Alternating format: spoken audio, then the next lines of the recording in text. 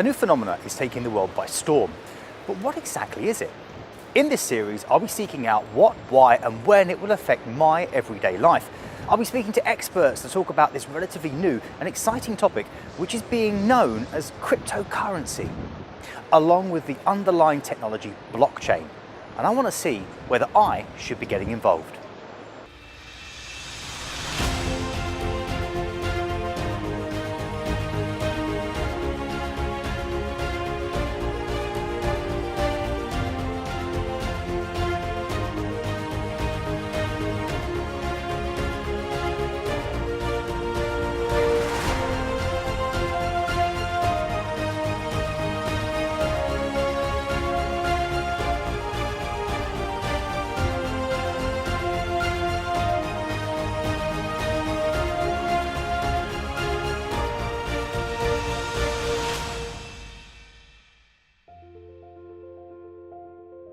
In the last episode, we discussed cryptocurrency as a utility, serving the purpose of becoming a globally accepted currency. But as we discovered, for many, this is not the primary reason for getting involved with the movement.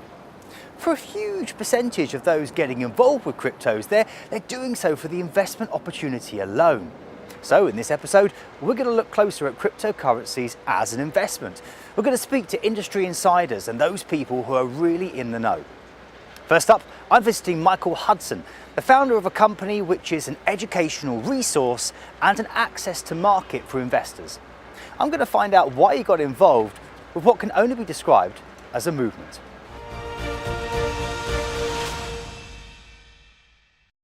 My name is Michael Hudson. I'm the CEO and founder of BitStocks. We incorporated in April 2014, really to be an educational resource and an access to market for investors so they can truly understand what this market is about and why it's going to change the world. I first became aware of cryptocurrencies pretty much mid-2013 when I was actually working in finance. There's a bit of chatter in the office about cryptocurrencies, and instantly it dawned on me just how much it can actually correct and address some of the transparency issues within finance at the time. At the time, I was working within the finance industry, predominantly within the brokerage industry, and it was a lot of chatter within the office about cryptocurrencies at that point and at that standpoint. For the most part, that chatter was being left on dead ears. And it was only really once I looked into cryptocurrencies, what the true benefits of cryptocurrencies were, instantly it dawned on me just how much of the issues within finance itself in terms of transparency, that this technology can actually completely transform how we interact on a monetary basis. In the last episode, we spoke about how cryptocurrencies are currently being used in a similar way to other globally accepted currencies. However, as we discovered, unlike the pound or dollar, there's no central issuer. So, where does the currency come from? The answer is miners.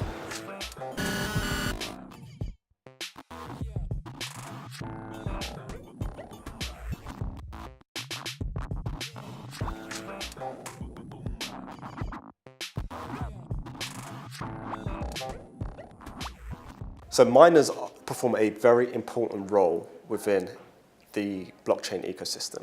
If we hone in on Bitcoin's case, what the miners are there to do is ultimately to secure the network. Because if we have introduced the concept of digital immutability, how do we maintain that digital immutability? The miners are fundamental into that process. Of course, by now you know that there's not just one or two cryptocurrencies, there are literally thousands of them, ranging from the well-known ones such as Bitcoin and Ethereum, to the less-known ones such as Veritaseum and Neo.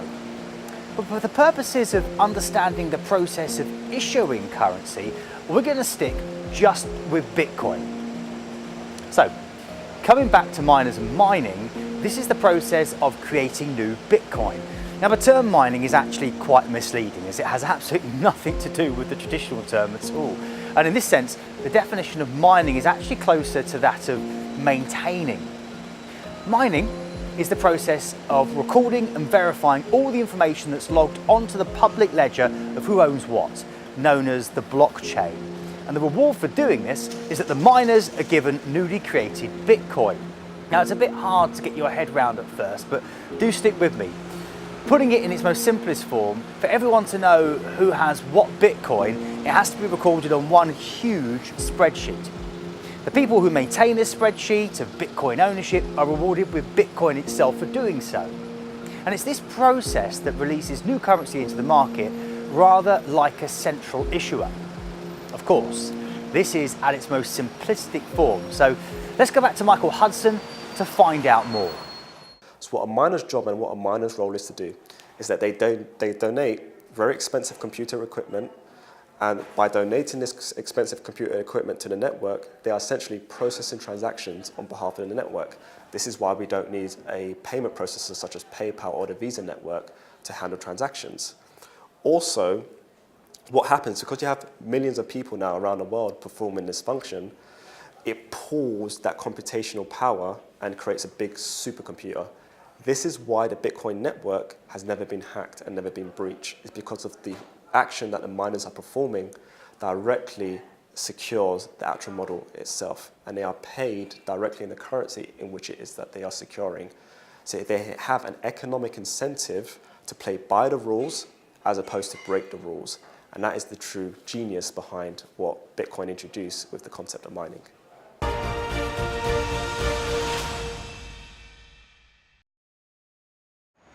So now we understand how new Bitcoin come into the market, let's discuss why this creates value. Well, value is an interesting subject in itself. Take this pound note for instance. This was once linked to gold and therefore the value would have actually been stored in gold. But now we've moved away from the gold standard. This note only really has value because the issuer, the Bank of England, says that it has value. But realistically, there's one big thing that both this note and Bitcoin have in common, and that's that the value of both is dictated by the laws of supply and demand. Now, whilst supply is low and demand is high, the value rockets. When supply is high and the demand is low, the value will plummet. And it's in this way that the central banks attempt to control things by the use of techniques such as quantitative easing. This is the slow release of money into the economy to increase supply. In Bitcoin's case, Bitcoin has value because it's in demand, and there are millions of people around the world getting behind the cause of Bitcoin as a decentralized currency. And it's this that's driving up the value. In terms of supply, the blockchain technology that underpins the currency controls the supply, meaning that increasingly difficult mathematical problems have to be completed in order to release new Bitcoins into the market. And this helps control the supply of the new currency into the market. In fact, there can only ever be 21 million Bitcoins, and there are currently just under 17 million in circulation. If you've been watching cryptocurrency markets at all, even over the last few months, you'll know it's been quite a turbulent time. Cryptos, and in particular Bitcoin, spiked massively around Christmas before almost halving in value from where it peaked at around $20,000. Now, considering that only 6 years before, one Bitcoin was worth just $2, the general direction is very clear, it's up. Even after coming back to around the $8,000 to $10,000 price point, the increase in value from just $2 in December 2011 is pretty ridiculous. Now, as there hasn't been a reduction in the supply of Bitcoin, this increase in price can only be due to an increase in demand, and that's to the tune of 5,000 times. But I know what you're thinking. As a currency, is Bitcoin really being adopted to the level to justify a 5,000 time increase? I know if I only had Bitcoin on me right now, I'd probably struggle to spend it. So what's driving up the price? The answer is really simple, it's investors. Historically, I believe it's fair to say that those investing in cryptocurrencies before 2017 were not that of the traditional investor type. To find out why more traditional investors weren't the first to adopt cryptocurrencies, I'm meeting up with a gentleman who's about to launch a cryptocurrency exchange.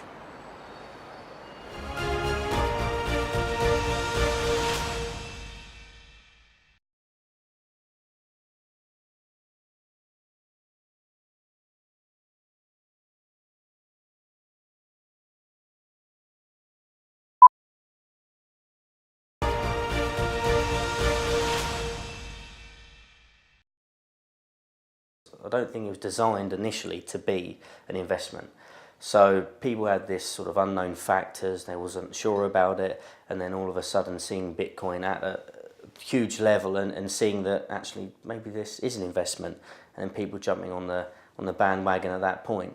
I think it's just taken a little while for people to understand that, and from the token values and everything else that new cryptocurrencies and the likes are bringing, there will be I think a wider range of people that understand it and do get involved in it. But I think mainly just because they're used to a standard security where they can understand with not so many variables and the unknown.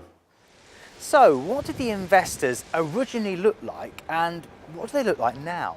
Originally, probably the geekier type, perhaps, that saw that this was this brilliant new decentralized, currency, perhaps, that doesn't have to adhere to the banks. When it started was after the sort of financial crisis in 2008, and people wanted that safe haven that wouldn't be affected by the banks and the institutions. So I think there's a sort of darker side of people that originally got in at that point thinking, I want this to work, and as it's just increased and snowballed, it's gathered the others. I think now is probably the more institutional, sophisticated and experienced traditional traders and investors.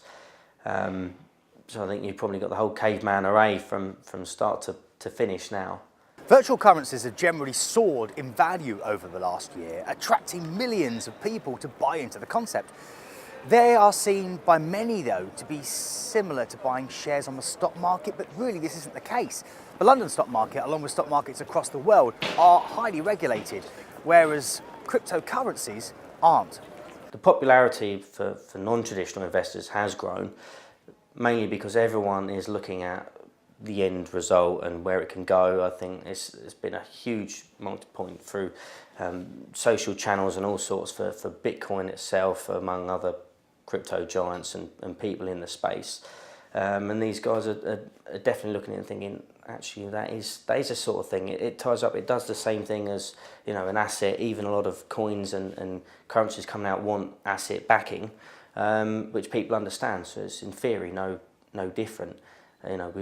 Calls we take in from a vast range of people, most particularly sort of untraditional investors, because it's something new, something they can make use of. They know that if they bought gold, they bought Barclays, that all it's going to do is rise in value. There's hopefully there's nothing else to it, but with a coin they've potentially got a chance of buying at this level and buying a house or buying something else with it, and that's not costing the same value as a fiat currency. So I think it's definitely widened the range of investors from that point of view. What I've learned is that cryptos are not just for your trailblazing, disruptive millennial. The industry, or if I was bold, asset class, it now seems to be of a size that even your traditional and more sophisticated investors are getting involved because the opportunities are just too significant to ignore. However, we aren't just talking about buying and holding Bitcoin here. There are hundreds, if not thousands, of opportunities to get involved with new startup companies launching their own coins or tokens by taking part in ICOs. Here's a recap from the last episode with Michael Hudson talking about ICOs.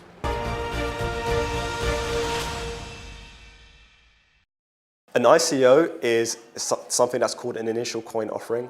It's the ability for a business or a project to essentially tokenize their project and receive funding directly from the crowd itself. It is the blockchain equivalent of IPOing a company. Only difference is you don't need an investment bank, you don't need a law firm, and you don't need to go through the traditional hoops that you may have to have went through, or the friction points of going down the traditional fundraising route through an IPO. So again, this is a perfect example of asset tokenization and how this is revolutionizing how companies seek funding. There are a huge amount of ICOs every single week, raising finance from the peer-to-peer crowd, but in a way that is completely unregulated. So it's hard to know if it's a good or a bad thing, and it's likely to be a little bit of both, I think. So, what should we look out for? If everyone follows everyone and just buys without any understanding or knowledge per se of it, then it's going to give it a bad name, as some people are already doing with Bitcoin. Recently, if people have bought before Christmas, $12,000, $13,000, $14,000, $15,000, and looking at it now, they're going to think, but this is just what happens in the crypto space. It's very volatile. There's not a lot of holders, so when people sell, it makes a bit of a wave. But the long-term view is very bright, and we want cryptos to continue moving on forwards and upwards, and to people continue getting involved in it. It'll certainly make a difference. I think if for example, you're trying to save money, which is very difficult these days. If you've got a chance to invest in a coin that could be worth tenfold, or look at Ripple a year ago, it's gone up 3,000% odd. That could open up massive opportunities for people in their own way, in their personal lives, let alone the institutional world. So I think there's a bright future for it all. Having discussed the topic of cryptocurrencies becoming the new global way of transacting in the last episode, and now today exploring the topic from the other angle as investment, it's clear to me that the main driving force behind the value of cryptocurrencies is actually coming from those wanting to invest in the movement. Through ICOs, initial coin offerings, like never before, individuals like you and I are able to directly invest into coins that are more often than not directly aimed at disrupting industries through their blockchain technology. Rentbury, for example, is a company that raised money through an ICO as a way to decentralize the rental industry. For investors, many of them would have invested in this ICO because they liked the business model and could see it increasing in value. For others, they simply wanted to be involved in a disruptive company. Cryptocurrencies and blockchain technology are almost by definition disruptive. And in the next episode, we'll be discussing just how disruptive they might become.